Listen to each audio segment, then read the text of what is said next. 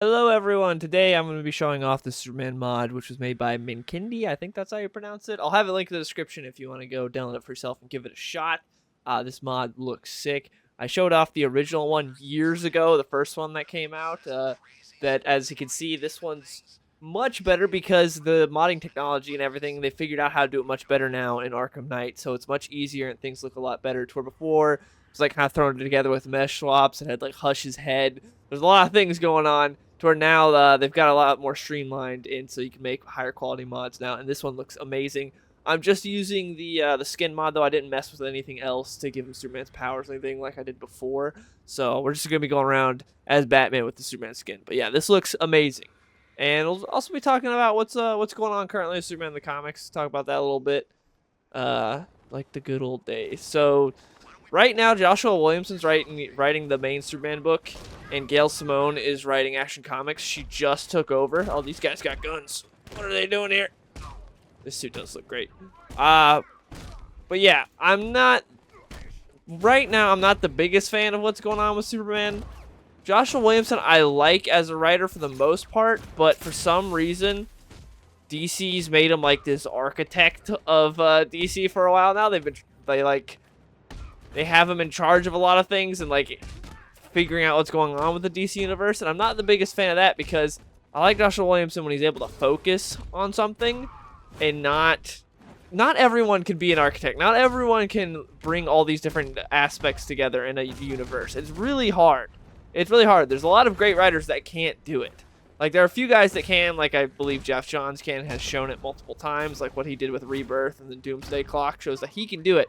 But there's guys like Joshua Williamson and Scott Snyder who who like both of them. I think they're both good writers, but I don't think they're guys that can do the bigger picture stuff, like really be the architect of the DC universe. I don't think they got that specific skill set, which again, that's something that's really hard. But you put them on something smaller and they can do great. Like Joshua Williamson on Flash was great. What he just did recently, like was it 2 years ago, with Rogues or the Black Label book, that was amazing.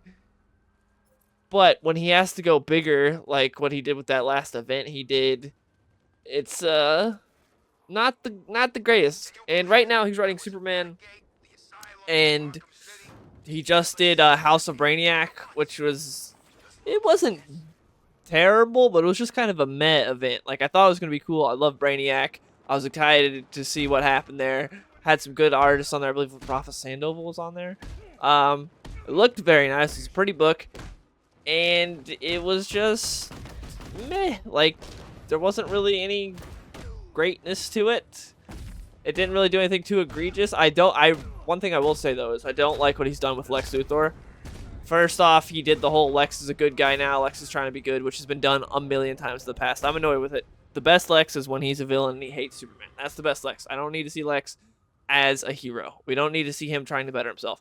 But not only did that, he brought his daughter back, Lena Luthor. She's back. I don't care for Lex having a daughter. I never cared for her before, and I'm not a fan that she's back. He also did some weird thing where he like retconned some stuff with Lex. Like Lex's mom came in, and it turned out Lex's mom like had LexCorp and was like super smart, and then Lex stole it from her, which really I think does a disservice for Lex, because I like when he like came to Metropolis with nothing and built himself up.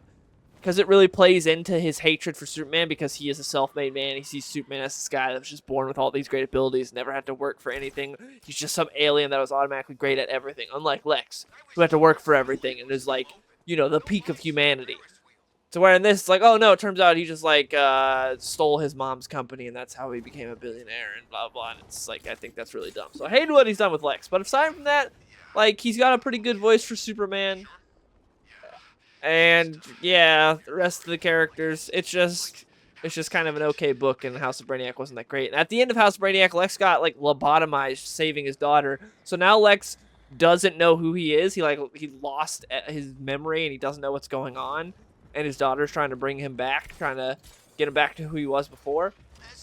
And in the latest issue of Superman, it was a it was an absolute power tie-in. You know, the current arc that's going on. I don't want to do that Nightwing mission right now.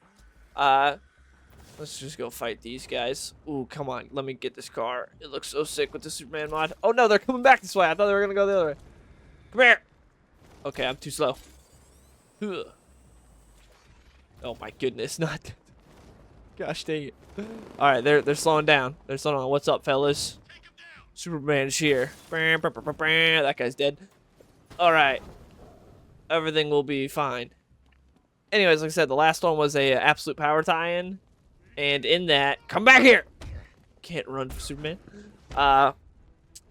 Superman got shot in the first issue of Absolute Power. He got his power sucked out by a Mazo, and he got shot through the chest, and so he's recovering. What the? Where'd you guys come from? Where'd these fellas? What the? Where did? Luckily, I can fly. Come here. Come here. Come here. Come here. Why does everyone have guns in this city, dude? Come on. Let me just. Oh, that was pretty cool. Hold up. I can't keep my train of thought right now because I'm getting shot at by too many fellas. I don't like it. Okay, that's. Oh my goodness. Sick flip. Didn't accomplish anything. Come here. Just take that. The colors on this look great. Alright, now those guys are done shooting at me and done breathing. We talk about Absolute Power, what I was saying. Yeah, Superman's recovering. He gets, was it Mr. Terrific and Doc Midnight perform surgery on him. He gets put in his black suit that he wore after, you know, he died in Doomsday because he's recovering. And the Fortress of Solitude has turned into a safe haven for everyone because in Absolute Power, Amanda Waller is hunting down all the heroes and sending Amazos and her troops after everyone. So there's a lot of heroes that are there at the Fortress of Solitude. But Lois isn't there, and Superman hasn't been able to go and help her because, you know, he got shot when all this first happened. Like, he was, like, the first person that got taken down when Amanda Waller rolled out her whole plan. So, Lois is in Metropolis, along with Lena Luthor and Lex Luthor. They're, like, at the Superman Court building, because during Joshua Williams' run, Lex is trying to prove that he's a good guy to Superman, and so he gives him his company, essentially, and calls it Supercorp, and he's like, they're no longer LexCorp, it's Supercorp, and we're going to help you, Superman. So they're at the Supercorp building, which has been, like, almost destroyed by Amanda Waller and her goons.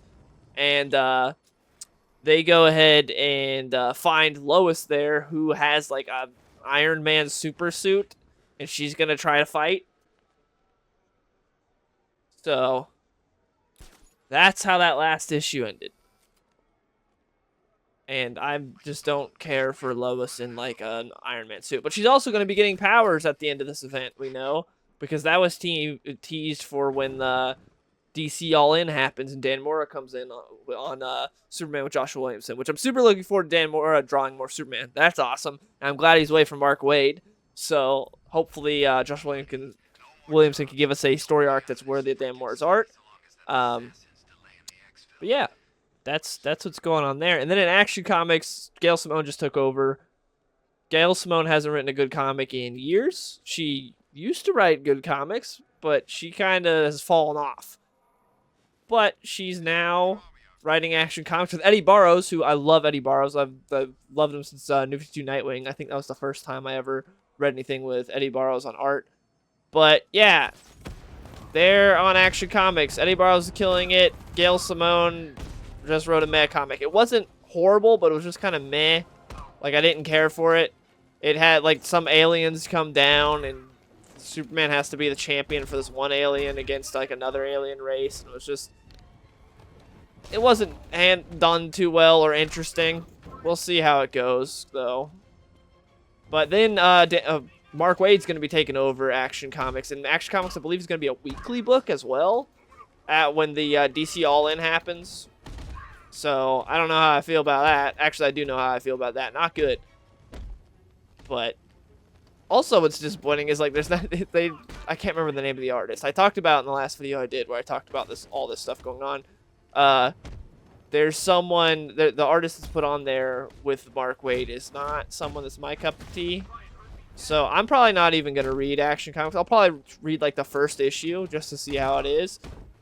Because I've never been a Mark Waid fan. I know a lot of people are saying he's having a renaissance right now. Ever since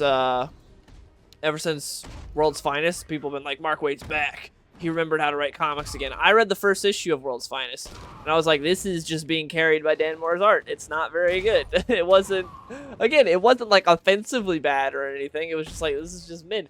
But all I hear all the time is that World's Finest is like one of the best comics at DC. It's amazing. It's worth reading. I haven't read anything past the first issue because the first issue didn't wow me. But again, I've never been one for Mark Waid. I know a lot of people love him. I thought Birthright was good, not great. I thought even Kingdom Come, I thought was good, not great. Because as much, actually, I really like Kingdom Come. Kingdom Come, I'd say, is probably the best thing I've read from him. But my main hang-up with Kingdom Come is Superman having to be convinced by an old man not to murder a building full of innocent people. That's where I'm like, I mean, I know he's been out of the game for a bit, but I think Superman knows not to do that. Like, he has to be convinced not to. Everyone's like, man, this is like one of the premier Superman's books. This is great. And then it's like, Superman has to be convinced, hey, Superman, don't murder all of these innocent people. It's like, okay, I don't know if Superman necessarily needed to be told that. All right. But yeah, I'm just not the biggest Mark Waid fan. And he's going to be writing Action Comics when it turns into a weekly book. So we'll see where it goes. But